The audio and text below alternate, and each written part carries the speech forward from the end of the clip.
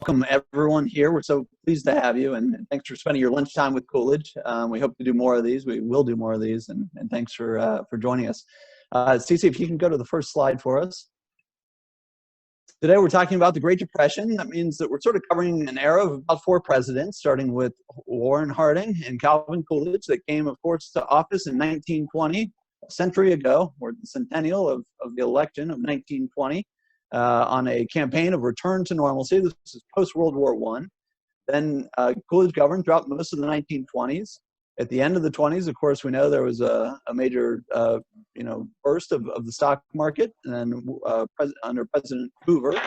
And Hoover served until 1932, when Franklin Delano Roosevelt defeated him, and then served throughout what we know as the Great Depression in the 1930s and into the so those are the presidents we're going to cover and the era. Cece, can you go to the next slide for us?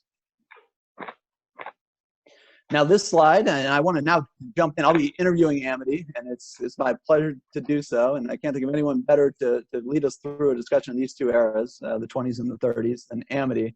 So I think we're all in for a treat here, myself included. If we start off with this first slide, though, Amity Shlaes, I want to point this out to you. And we hear very often Coolidge was responsible at least to some degree, for the Great Depression. And I think people look at a graph such as this, which shows the Dow Jones Industrial Average from 1896 to 1935. They see, whoa, a big old buildup of the stock market in the late 20s. They know that Coolidge was president right before that. And they say, aha, Coolidge must have somehow been responsible. So what do you say, Amity, having studied these decades? Is Coolidge responsible for the Great Depression? Well, I'm going to answer like Calvin Coolidge and just say no. Okay. Well, I guess we could end the Zoom there, but just kidding. I suspect people want us to unpack it a little bit, because this is such a somewhat widespread belief among folks, especially people who haven't studied the decade or the decades closely, might think this. So let's go ahead and unpack that. Why do you think people think that? What's kind of the standard history that people learn in their textbooks about the 20s and the 30s? There is a standard history, and it's quite uniform. So I'll just remind our friends exactly what the standard history was. Part A might be the 1920s were a lie, that the growth of the 1920s was fake. The way that the roar was a fake roar, we can sum this up and call it the Great Gatsby view. The growth was a bubble in the champagne glass of J. Gatsby. It wasn't real, and therefore it could pop. And I want to remind you too that one of the most popular books for instruction in high school is The Great Gatsby. So that is what the kids get for the 20s. That's the first point. So the 20s were fake. Coolidge was was the worst kind of capitalist, and all speculation capitalist. The second myth is that when the crash happened, our country, first led by Coolidge and then Harding, had failed to prepare for it. We had failed to regulate the market, and our leaders actually goosed the market. When asked on Yahoo Finance recently what happened in the 20s and 30s, and particularly about Coolidge's responsibility, Professor Robert Schiller of Yale, very eminent, pinned the blame directly on Calvin. He said, unfortunately, Calvin Coolidge is not the example we want for good government because it all came crashing down in 1929. Was this his fault? Asked Professor Schiller. I kind of think it was sort of his fault. So that's the second thing we learned. The crash and the depression were, in good measure, the fault of Coolidge's philosophy, his style of governance, and the man. Blame Calvin. The third standard thing we learned is that Herbert Hoover, a Republican like Coolidge, continued Coolidge's laissez-faire policy and cemented the Great Depression into an inevitability. So laissez-faire policy caused the Great Depression and made it great. That's one we always hear. Think of John Kenneth Galbraith. The crash of the Republicans caused the Great Depression that the Democrats had to fix. I'm not partisan, but the narrative is partisan, and I want to be honest and reflect that. And the fourth thing we learned, and we learn it all the time, was that Franklin Roosevelt saved us with the New Deal. This kind of a zero-sum game. Coolidge down, Roosevelt up. Roosevelt must go up, so Coolidge must go down, and certainly with him, Harding. That's the fourth thing. So the New Deal, being the project of President Roosevelt from 1933 on, saved us. It took a while, as the narrative goes, but that's because Coolidge and Harding and Hoover had dug us such a deep trench. So that's the myth altogether, Matt. Got it. So that's what I learned. Certainly, the Great Gatsby was what was assigned for me for the 20s. It was sort of some combination between the English department and my what they called social studies department in high school.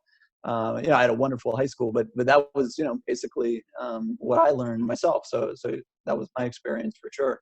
Let's go back to sort of the first bit of that. You say the 1920s were a sort of a fake decade, at least in terms of economic growth, and an irresponsible decade.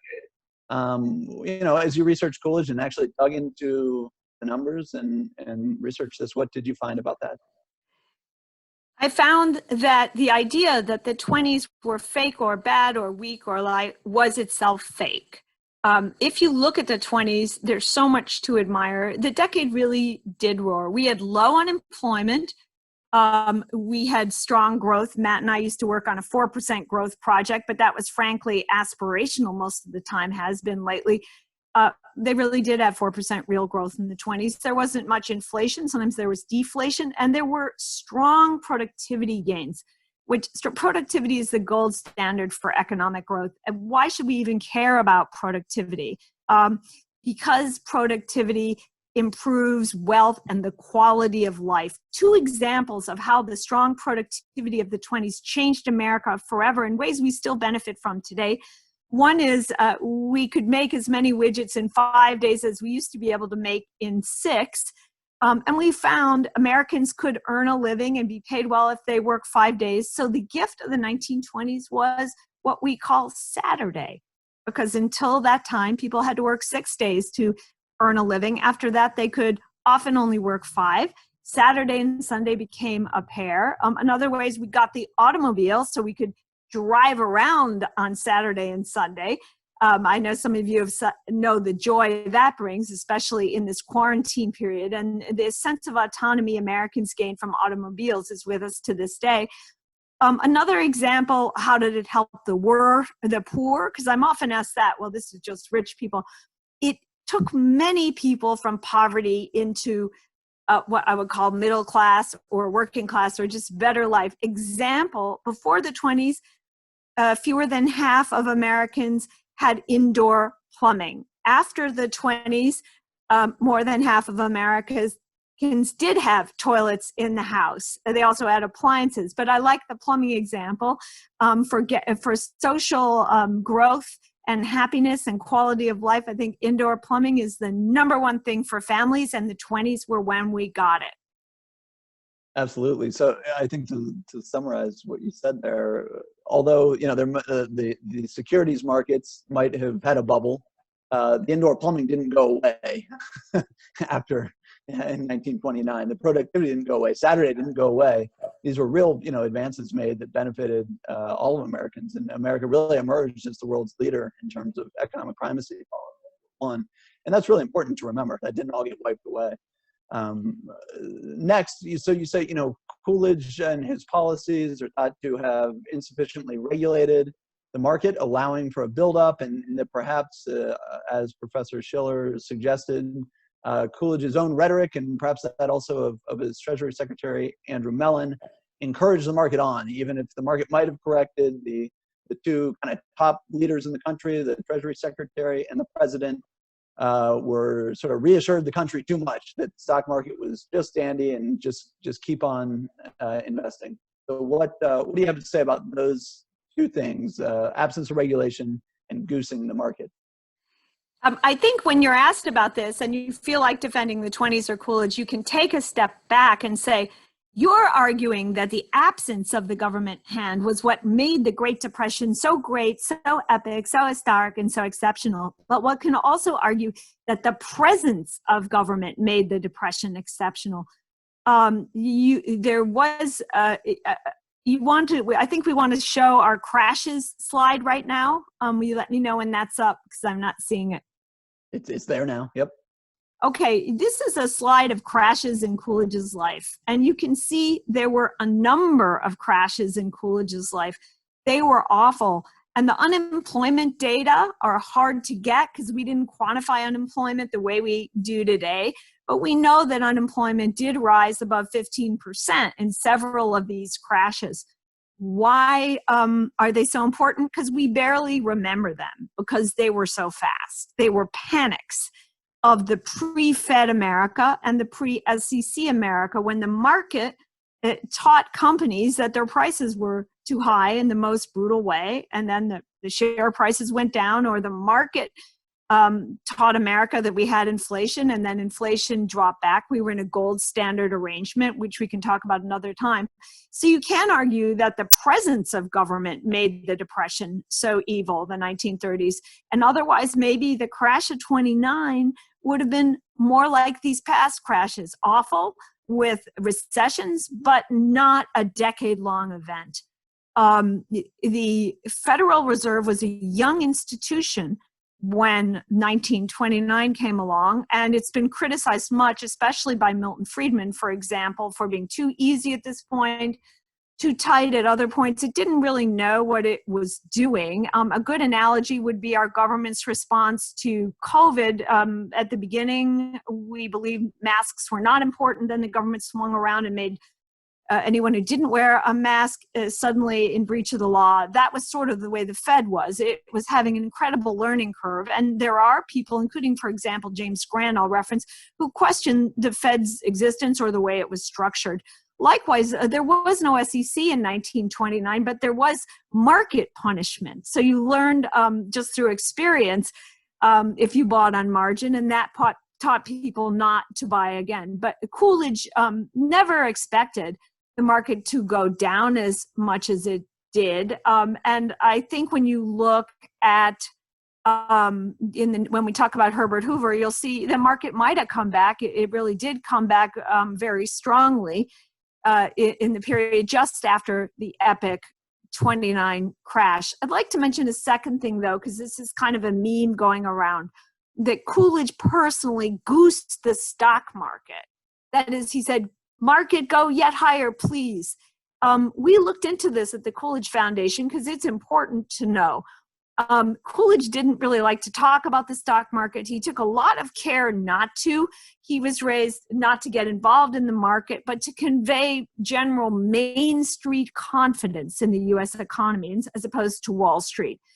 Our Cece, who introduced us today, is working on a beautiful article with a lot of new evidence about why it's fake news that Coolidge goosed the market.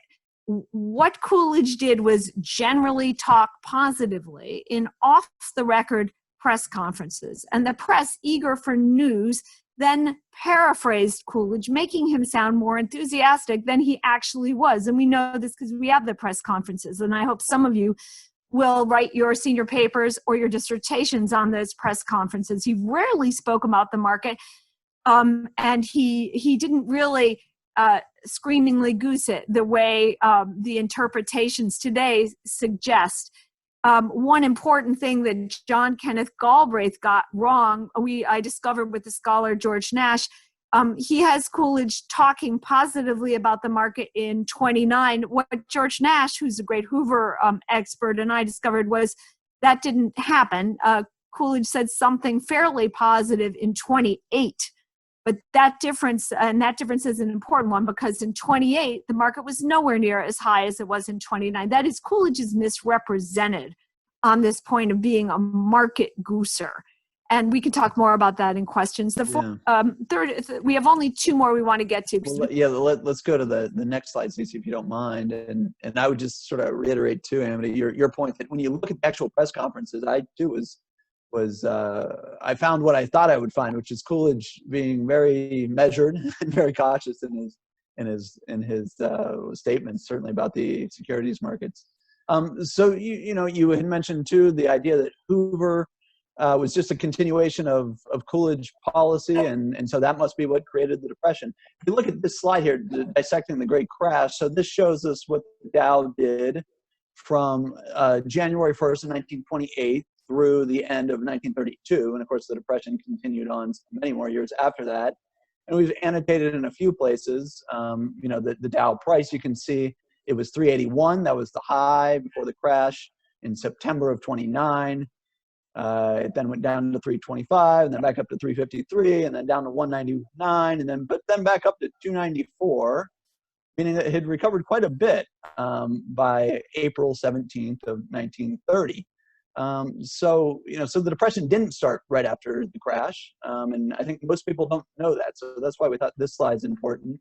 And with that, I want to ask you. So how do you sort of combine this slide and what that shows us with Hoover policy? Was Hoover just a continuation of Coolidge? No, Hoover was not. You want to imagine the market was too high. Coolidge knew that. Hoover knew that. Everyone knew that. It had to go down. But that it would be a 10-year inevitability was not necessary and wasn't really expected here in the United States.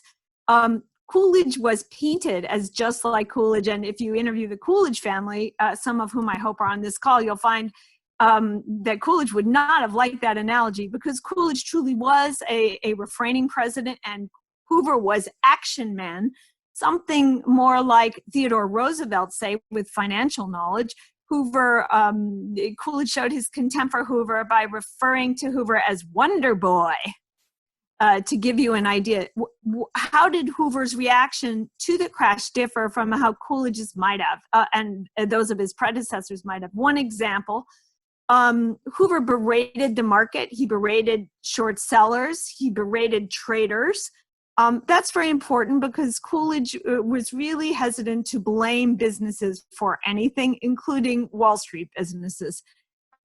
Hoover tried to talk the market into not making short sales, and then tried to overrule short sales. Short sales are important, as ugly as they are, because they help the market find a price. Coolidge believed in prices and what we call price discovery. Big distinction. Also a matter of temperament. Hoover liked to run things and Coolidge didn't like to run things. What example of another Hoover response? He said, in previous downturns, wages have gone down. Then the consumer didn't have money and he couldn't spend. And we know spending is important for recovery. It's exactly the argument you'll hear on TV tonight. So Hoover exhorted business to sustain high wages and sign laws that put upward pressure on wages, such as the Davis-Bacon Act. That was a big difference in presidents. In the early 20s, there was the so-called forgotten depression. And what's the natural response of an employer in a downturn? He can either lay off people or he can cut wages. He picks the more humane choice, cutting wages. Hoover didn't leave that option to businesses. He said, sustain high wages, because I'm telling you that's how an economy works. Businesses did, but they also began to lay off because they had less money. So they had to do something. And this policy, high wage policy in the name of consumer spending and growth, did contribute to deepening unemployment. There are a number of other factors. We could have a whole monetary event. Why this matters is because FDR continued the same high wage policy. And there are plenty of books. I'll mention Lee Ohanian, for example, a labor expert, that suggests that the high wage policy was what gave the Great Depression its greatness, because we did have unemployment over 10% the entire decade. And that was because we forced high wages through government rules. So let's move on to the last segment of this narrative, which probably actually gets the most attention, certainly did in my own formal education, which is the New Deal. So you said, the standard narrative is that the New Deal is what, finally rescued us from the Depression and delivered us back to a more normal economic life. So, you have an entire book on this, and of course we don't have time for the entire summary, but I would encourage folks who want all the details to check out The Forgotten Man, your book before Coolidge. But why don't you give us the Cliff Notes version here for those of us who might not The make Cliff it. Note version is FDR was a hero in World War II. he beat the Nazis. Most Americans like that and admire it. So working backwards to the New Deal, when he was president in the 30s, they kind of don't want to hurt him. I think that's one reason. If you really like a hero, you don't want to beat him up. And war trumps economics. Sad for economically oriented people, but it's true. The actual data, and it's not my feeling, it's the data of the 30s show an awful record, because the unemployment stayed, as I mentioned, it was over 10%. There was, I think we have a slide of that. Cece, we have a slide on that. That's right. Yeah. So you can see the unemployment. Yeah. What a contrast to the 20s. The stock market didn't come back. It didn't come back the following decade either to the 381. So that means, say take it now, would be 20 or 30 years from now, and the Dow would get back to where it was in January 2020. That's how dire the experience of the market was. And one reason was that FDR berated business. He was rough with business. He said, I'm going to show them I'm their master, for example, in 1936. He was extremely hard. Generally, you'll have an industry that will take a country into recovery. Recently, it was energy. Subsequent to 2008, in the 20s, it was supposed to be, 30s rather, it's supposed to be utilities. People were getting electrified. They were getting telephones. FDR singled out the one industry that could have pulled us into recovery, utilities, and targeted it, tied it up like Gulliver with a terrible law, the Public Utilities Holding Company Act, and competed with it through rural electrification and the Tennessee Valley Authority. He goosed up the labor price, as Hoover had, through the Wagner Act. So if you look at a chart of the price of labor in this terrible period of unemployment, you'll see a great perversity, which is that labor cost more than it did the rest of the century. Oh my gosh. So companies could never come out of it. And I just want to mention one final factor of Franklin Roosevelt. I don't hate him. We shouldn't hate him, but we should point out his errors. He loved uncertainty. He said, we will practice uncertainty consciously. He said that by calling for bold, persistent experimentation. Business doesn't like uncertainty. It says, I'll sit this one out when the government is acting like an elephant in the room. And there was a capital strike in the 1930s as well. That's in contradistinction to Harding-Coolidge policy, which was normalcy, by which Harding and Coolidge meant, let's have less uncertainty in our economy. Let's set the rules. We're going to be trying to restrain government, and business will carry the economy in the 20s. So you have two opposite models, FDR and Harding-Coolidge. And they're worth study. Wonderful. Well, thank you very much, Amity, for walking us through that. I think we probably have plenty of questions here. So I'm going to end my questions here and turn it over to Cece to moderate our questions from the crowd. So Cece, take it away. Absolutely. So I've collected a few questions throughout the presentation. And if you have one that you have not yet sent to me, please send it to me through the Zoom chat feature or via email, and I'll make sure that you get a chance to ask it. Our first question today is going to come from Mr. David Pierce. I believe he is unmuted and ready to ask away. Hello, Mrs. Shlaes. Great to speak with you. You touched on some of my questions I mentioned to Cece a little bit ago. But I'm particularly interested in the federal bank's behavior during the 20s compared to other banks, particularly during the war era and during, say, a prosperous era during the 50s. If you could maybe compare and contrast those, I know it's a further moment question that you may not be. It's a good question. Remember that the Fed law that we had in the 1920s was a new law, and it was different to the law we had subsequent to the 1930s, because we passed a Fed law in the 1930s that changed the arrangement. For example, the Treasury Secretary sat on the board of the Fed up until Mariner-Eccles law, the 1930s. So everything changed. And the other factor that's very different was we were on a gold standard or a gold exchange standard in that time. So the Fed was trying to do a number of things, but the main thing is it didn't want gold, foreign governments to come and take gold out of America, because gold was our our monetary base effectively, and that forced a contraction in the money in America. So you kind of forced a recession when gold went away. So what monetary moves you see were with an eye to balancing, looking at the budget, is it balanced, and make other countries want to send their gold here to the United States. When we raised rates in the 20s, it was to attract foreign money and to keep the gold here. The two, you want to see what were the, and, sometimes people say very often, Mr. Pierce, that the Fed was too easy in the 20s, and that caused the Great Depression.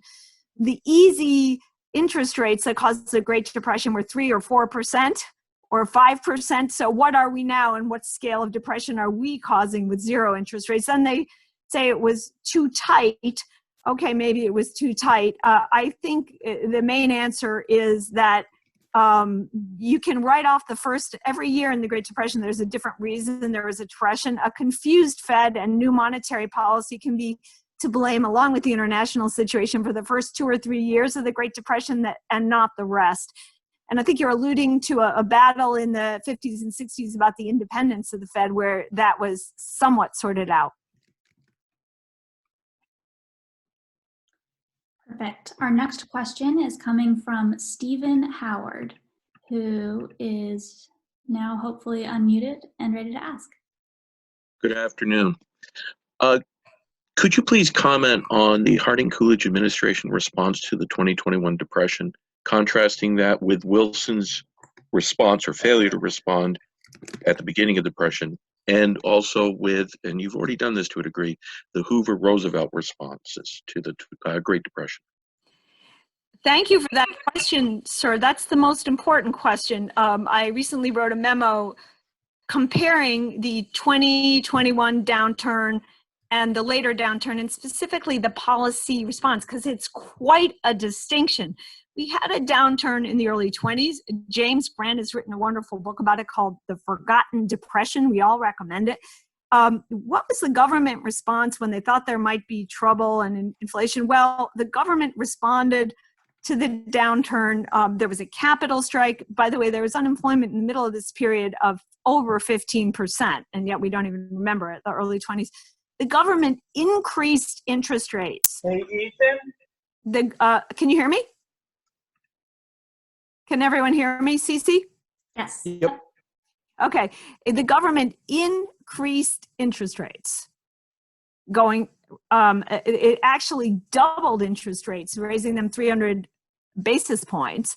And the government, what was the second thing the government do?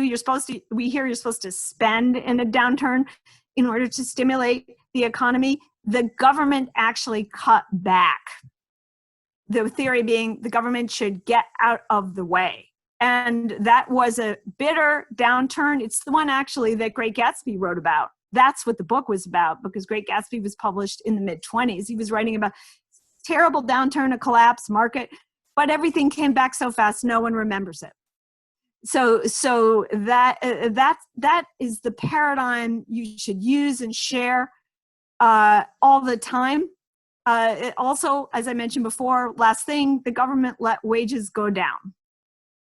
So companies could keep their friends and employees, albeit at a less lovable pay rate, but it kept people, and reemployment came back fast. Great. Next question is coming from Nadia Kurtz. Hello, this is Travis Kurtz. I teach AP US History in the great state of Pennsylvania. So some of my students are actually on this right now. So I'm hoping you can prove me wrong or show some of my teaching is a little more complex than how I lay it out. So here's my question. Did World War II get us out of the Great Depression, as I teach? And if it did get us out of the Great Depression, doesn't that justify deficit spending and government involvement in the economy? Thank you. World War II, if you look at a chart, we don't have that chart, you'll see government spending going from, forgive me if I have this wrong, students, because it's just a memory, but 5 or 10% of the economy to 30 or more. So the government entered like a big elephant. in spending. When you spend money like that, there is activity. It's like giving a patient an infusion. His cheeks get red and he looks like he's better. The question of whether it cured the disease of the Great Depression, I'm not so sure. The actual thing, one thing that was important about the war that's never studied is when Roosevelt was a moody, interesting guy, mercurial. And when he decided he was going to prosecute the war, which was more in his skill set, to be frank, he was a very good sailor, a very good Navy president, not too interested in econ. He said, let's not fight with business anymore. Let's call them over here so they can fill our armory, so we can lend weapons to England, which is already in the war, so we can prosecute the war ourselves. And there was a collective sigh of relief from business, because business was no longer the enemy to be wrecked in court, to be bankrupted, but rather the important buddy to the president. And that is understudied, and the evidence is there. If you want a book to look at Benjamin Anderson. It's a history of the period. All the uncertainty that was the result of the hatred of business went away when we needed business for the war. So that was the factor. After the war, there was a general consensus that we didn't want to do what Roosevelt had done. Maybe Truman wanted to, but Truman was outvoted. You think of the vetoes, his vetoes and overrides, right, of the Taft-Hartley law. So there was kind of a consensus that there's a line beyond which the federal government shouldn't go, and everyone heaved a sigh of relief, and that contributed to the post-war recovery. We recovered without a lot of spending. The Depression was still gone without as much spending as there had been in the war. So that's the other evidence. The way I talk about it, and I too learned from my mother, that only the war ended the Great Depression. The replacement question is not how did the war end the Great Depression, but why did that depression last all the way to that war? That's the main point. And in answer, just to say to spending is like a transfusion for someone with cancer. It makes him look better, but it doesn't cure the cancer. All right, next question is coming from Dan. Let's see, you can go ahead and ask your question. Thanks. Yeah, I wanted to ask you about something that you said kind of at the beginning about increase in, hang on, I have it in my question, exactly what it was. Sorry about this. Gotta find it here. Productive growth giving us Saturday, and I kind of want to ask you about Coolidge's relationship with labor, because I would argue that labor activism gives us Saturday, and I'm wondering about his relationship with labor and what his attitude is towards organized labor. That's very interesting. Labor asked for Saturday. It pressed for Saturday, right? Organized labor represents people, and it presses for Saturday. We need Saturday off. We're human. But business can only give Saturday if it can afford it. And what happened because of the productivity is that we could afford it. The businesses could afford it. Business doesn't hate workers. It wants to keep them, particularly in a period of low unemployment. So it's going to give what it can afford to give. And it was the productivity gains, specifically the assembly line, the inventions of Edison, who is so key to Coolidge, Edison and Ford, that made it possible. So that's the answer. And you want to look at, I think there was a national understanding of that in the 20s. If you actually look at union membership, it was not strong in the 20s and not trending stronger. There were certain areas that were that were of concern in the economy, agriculture and mining particularly, but generally Americans began to focus on enterprise and entrepreneurship, not progress through unions in that decade. Our next question comes from Stephen Shipman. Good afternoon, Amity and Matt, thank you for the presentation. I have a narrow question that relates to my mentor and friend, the late Jude Winniski. Could you speak up just a little? Yeah, I sure can. Sorry about that. Let me turn it up. Can you hear now? Yes. I have a question related to my friend and mentor, Jude Wanniski, who wrote famously in his book, The Way the World Works, that the origin of the crash was the Smoot-Hawley Tariff Act. And without belaboring the point, because you know it, Chapter 7 talks about that. Could you, what I don't know, and what I can't recall in my readings of Coolidge, is did he ever comment on that as it was moving through Congress the year that he had decided to retire? And did he ever have any public comment on what turned out to be a very tragic error that at first was rejected by Hoover and then embraced? Thank you for that question. I do recommend Jude Wanniski. It's The Way the World Works. Is that the title? Yep. That's an amazing book. I still have it and I still refer to it. What an intelligence, way underrated, important editor at the Wall Street Journal who helped to get, for example, with the 1986 tax cut, important figure in history. Smoot-Hawley, the Coolidge was a protectionist. I don't like it because I'm a free marketeer, but that's what he was. That's what the party was at the time. The GOP was the party of protection. He did not sign Smoot-Hawley, but he didn't get in its way. Smoot-Hawley was signed by Hoover, but he didn't get in its way. We have no reason to assume he wouldn't have signed it had it come before him. He had some flexibility, sir, in tariffs because there was some presidential authority about tariff rates and adjustment. He didn't lower tariffs, Coolidge. It was just a blind spot for him. And you can understand why, because he came from a town that had a good export, maple sugar, and he didn't want to compete with Canada, for example, and he knew that Plymouth, where he came from, would have done way worse without being able to make sugar or sell it. They also exported cheese, his town. There was the cheese factory that the Coolidges know about. I hope you visit it. So he was a natural protectionist. I think he was wrong. There it was. Smoot-Hawley hurt the U.S. economy. It did not cause the Great Depression. It just was a blow in a bad year, which is, I think, 30. Is that correct?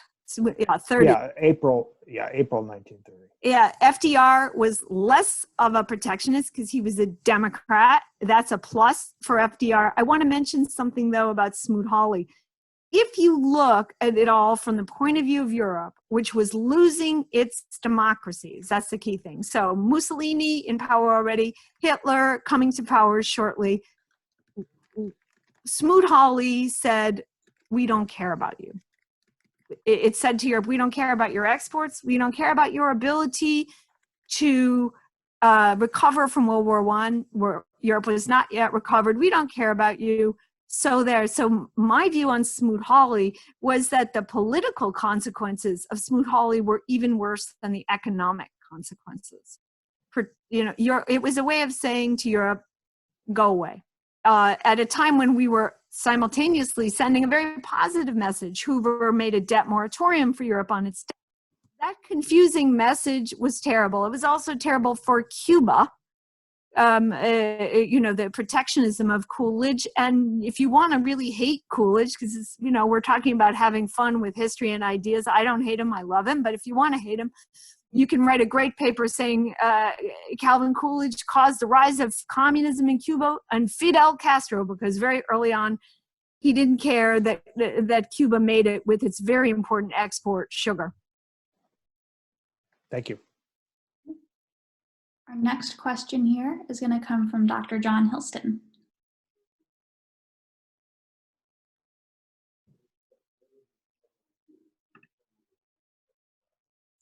Can't hear you. Are you asking the question, sir?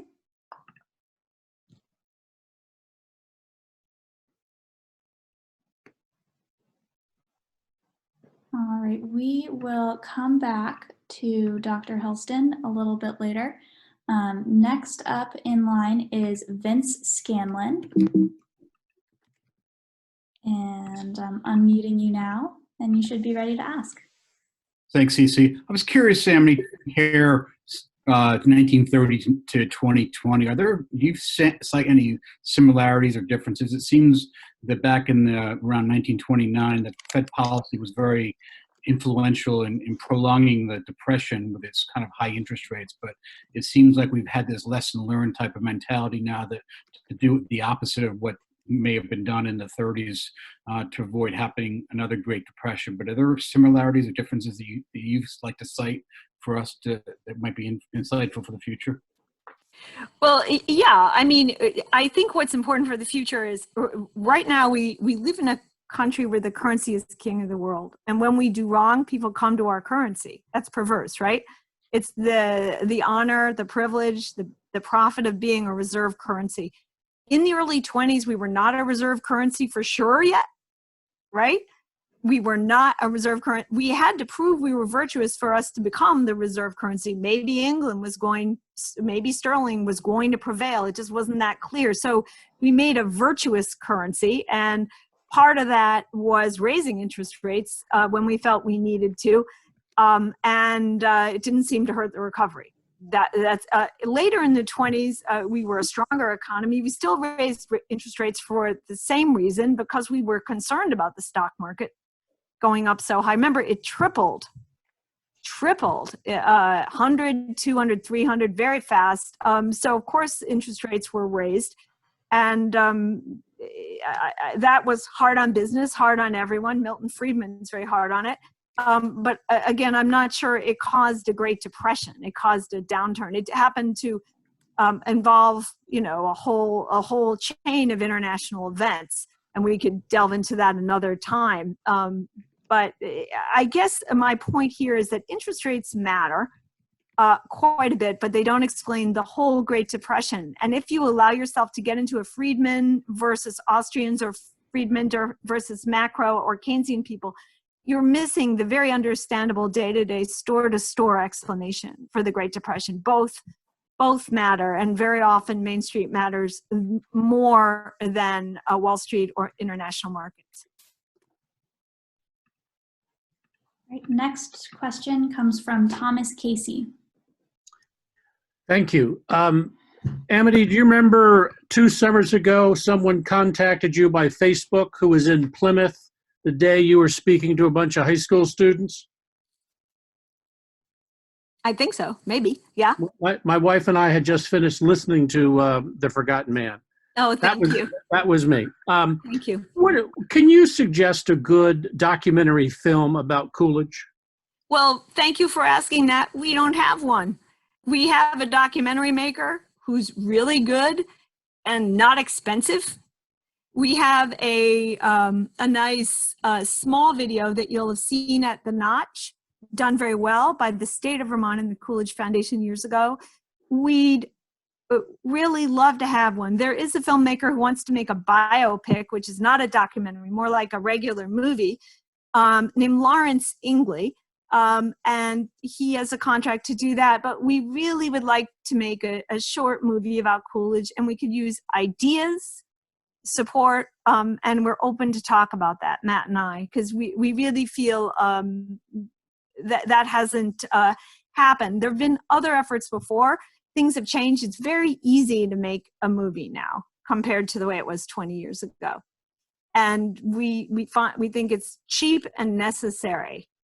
So we did a Dennis Prager video, but we think we need our own with more economics and more understanding, for example, of Coolidge's personal life and his personal integrity.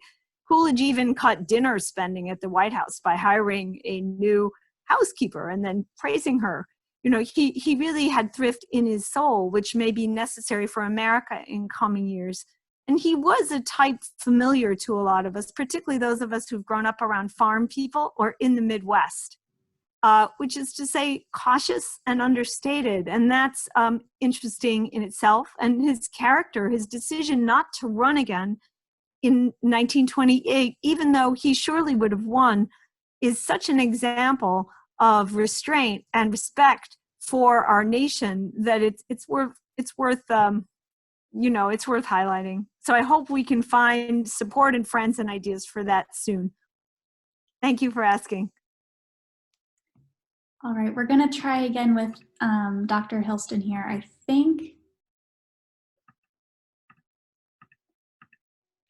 oh, there we go. It should be working now.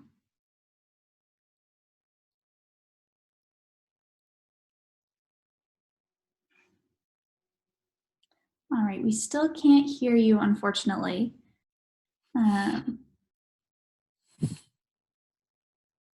All right, so we will move to our next question from Francis Pedraza. Whenever you're ready. How are you? Thank you so much. This has been wonderful. My question is this. I see you as kind of like an anti-Paul Krugman. How come Keynesian thinking still completely dominates the establishment, both on Wall Street, in the Treasury, in the Fed, in the media, and even to the level, you know, of sort of deep, you know, it's like in the well of culture, in the zeitgeist. Even though how come Keynesian dominant? Go on. So the historical record is so clear, and how do we create the cultural shift that must be upstream of any political shift in the future? And then my sort of follow-on question is, what would President Shlaes do? Oh, thank you. I want to say to Dr. H, send your question by email to CC, and maybe we can get to it. How come Keynesianism is so strong? Well, there's a very obvious reason. It took me a while to figure it out myself. Keynesianism would mean spending is the answer and giving to groups is the answer. We have Keynesian response right now with the $1,200 COVID payments. We have it when the government intervenes in an industry or pumps money into the economy, as the Fed tries to do. Keynesianism is popular because it rewards political groups. So if you're a politician looking for an economic theory that will get you votes, you pick Keynesianism. It's window dressing for political spending, loopholes, you know, gifts to groups. You know, working backward from politics to a justification for helping voters who want to vote for you, you pick Keynesianism. You don't pick government restraint because the result is more diffuse. People notice a little bit that the economy is getting better, whereas Keynesianism, you feel, I got a reward. I got a $1,200 check. I'll never vote against that, right? That's why. The other reason is economics is a guild. And you have to have the right kind of PhD to get the right kind of position. And the guilds don't like different ideas. We know that from history of guilds. That is, it's a cartel or a club. It's a profession that's gilded, that values very much its own credentials and doesn't value outside input. Matt's done a lot of work in education on economics, and what he's shown, you know, and there are many, many ideas for education that would be useful that the Guild of Ed and Economic Ed theorists won't even allow to be discussed. I'll give you one example that's very important. Every economist, Keynesian or not, in the United States, even Marxists, knows that if we cut the capital gains rate today permanently to 2%, the world would flood in money to the United States. The stock market would come back and make every teacher have a better pension, and we would have strong growth because the cost of capital in the United States would be lower. But we won't cut the capital gains rate because it doesn't quite fit into what sounds good for voters. It sounds like you might be helping the rich. Well, we could never be seen to be doing that. And therefore, we cut off our nose to spite our Keynesian face is what happens. So between the guild and the attraction of voters, it's hard to get rid of Keynesianism. I will mention a third factor. Teachers need to be brave.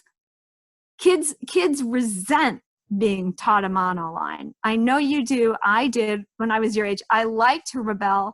Rebellion is a healthy thing. So I hope that we can allow kids to try out different ideas, at least in the classroom, at least in papers, and certainly at universities. Next up to ask a question is Trey Dodson.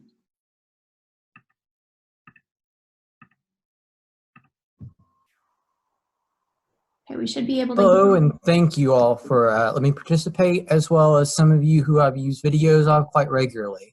My question is, the shift of political parties seemed to happen around the time of the Great Depression. A Republican 100 years ago would have ideals of what the modern Democrat would, and a Democrat 100 years ago had to have similar platform to those that are currently Republicans. Was it the Great Depression that saw this shift, or was it more or less FDR's policies to keep us going in the economy at the time? That's a good question. I think parties, parties follow people. The Republican Party right now, for better or for worse, is trying to find a philosophy that goes with their candidate rather than the other way. So parties follow people. FDR came from a partly Republican family. He was Theodore Roosevelt's cousin. It was kind of an accident that he chose to be a Democrat. He could have gone with TR. He married someone very dear to TR, Eleanor. So, because he thought he might get more votes, and then he institutionalized his philosophy. One thing that really, the Democratic Party had a historic victory in 1936, taking all but 2 of 48 states. That was so important. And I always wondered how Roosevelt did it, given that unemployment wasn't all the way down and recovery wasn't all the way there. The answer was he bought out constituencies. He made the Democratic Party a party of constituencies, remembered constituencies, something for labor, something for senior citizens, that would be Social Security, something for every group, something for Black Americans. He went to Howard University and said, you're not a forgotten race. And he did it with a country that was relatively inexperienced with such large-scale gifts. So it's like giving someone heroin instead of tea. The exhilaration of receiving a giant political gift of some kind of support or funding. And that took, everyone voted for him. It didn't bring recovery, however. So, Democrats since, that's what the Democratic Party has done. It's handed out to specific, defined, leader-led constituent groups.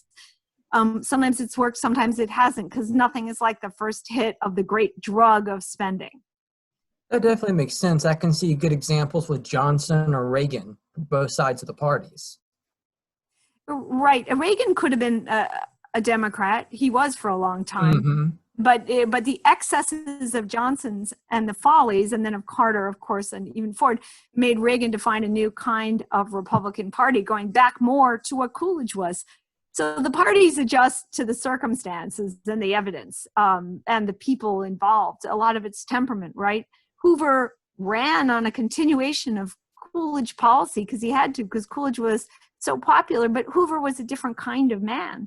His temperament was different, and temperament actually trumped philosophy. Great. So I will ask the second to last question here. It does come from Dr. Hilston. We were able to get it about that. Sorry for the little glitches there. But he asks, in many endeavors, lots of activity is admired. But in government, restraint is better. How do we communicate this difference to the public? Otherwise, the public will continue to elect people who, quote, do something, even if that something is harmful. Well, one way is to make sure more Americans are in, this is such a lame answer, I will say, is to make more Americans understand the negative consequences of looking to government and to alert them to the achievement of business. And I don't say that, I don't work for a chamber of commerce. I don't say that for any reason that I see how much the achievement and gift of business is neglected. In my book, Great Society, my recent book, which is about the 60s, I point out that both government and business wanted to make America great. It was business who made America better in the 60s, 70s, and 80s. Very often, one tiny example that I never knew until I studied this period, the forerunner to Intel, Fairchild, created a factory for Native Americans to make chips. It became a giant employer for Native Americans in the desert in New Mexico. No one knew it. It did a lot more for Native Americans than many Great Society projects. Eventually, it was killed by government, this Fairchild experiment in the desert. But while it worked, it changed the lives of Native Americans and taught them they could earn money in the private sector.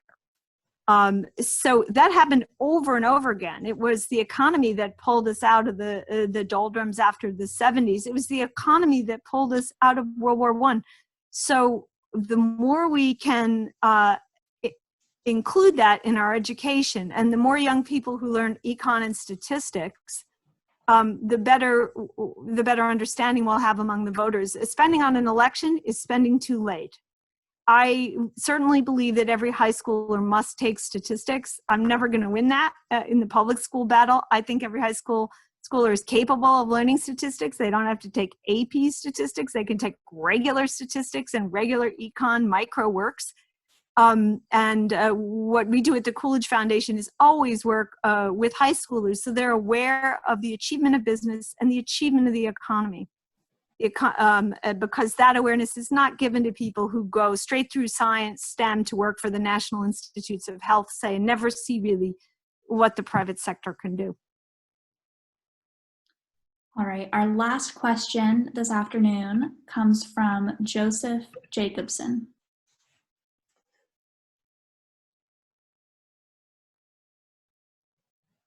Joseph, are you there?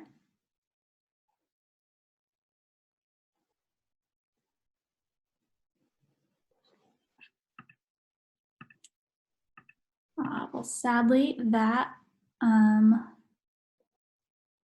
was our last question. Amity and Matt, thank you both so much for going through all of this with us today. It was so informative, so interesting, and I think another great Coolidge Foundation virtual event. Thank you to everyone for joining us today. We're so happy to have you with us in our new online community. I will send out more information about the Scribe program, the GoFundMe, and future webinars. So thank you all again and have a great rest of your afternoon. Thank you.